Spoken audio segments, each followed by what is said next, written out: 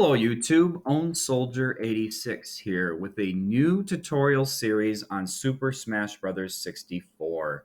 As some of you might have seen my previous tutorial series on how to create the levels in Super Smash Bros., I kind of went into major detail for beginners out there that are interested in making new levels for Super Smash Bros. And if you're interested in learning how to do that, please check out that tutorial series. But this one's going to focus specifically on music. I had kind of made it a pledge a while back to share with the Smash Brothers community how to create the music and implement them into each of the stages in Smash Brothers. And I wanted to follow through with that, especially considering music is my sort of area of expertise. I feel like I can share a lot of information. And in case you're interested in making your own custom music or simply just playing around with the sound font, hopefully this tutorial series will help guide you on how to accomplish that.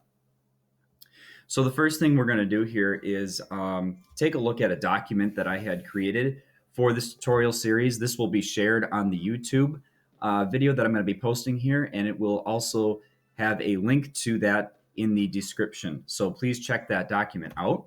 We'll take a look at that together here real quick, because these are the items that we're going to be needing. So first of all, if you don't already have the Goldeneye Setup Editor, you're going to need that, and you're going to need a fresh ROM of Super Smash Brothers. You'll also need to get some sort of music editing software. And this is where we could kind of diverge, because there are so many different tools that you can use to create sound and music in video games. Specifically, you'll need something that can edit MIDI. And MIDI, of course, is a very, very old concept. General MIDI was designed, I think, probably back in the 1980s and more implemented in the 90s, especially for video games like ones that exist on the Nintendo 64, because it's such an easy method of getting quick music out there. And it doesn't, and the file sizes are also incredibly small compared to things that we use today, like MP3s. So if you don't know kind of how to edit MIDI, you'll need to look a little bit about, look up a little bit about what MIDI is and how to do that. But my preferred method is using notation software, because I am a musician and I read notes better than I read bars and graphs and code and things like that. So if you're more of that type of person, you might find a different MIDI software or music editing software useful than me. But as a musician, I prefer to use something that I can read the actual notes, and that would be Finale Notepad. There is a free edition. If you go to this website here, you'll be able to download Finale Notepad. It's an older version from 2012, but it gets the job done. So I recommend that you check that out.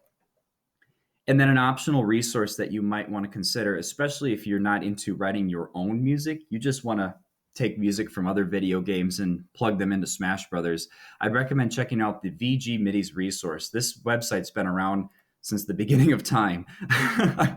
And it has resources for many, many, many video games on several different consoles, as you can see over here: Nintendo, Sega, Sony. So you'll be able to dig up some old MIDI files from video games here.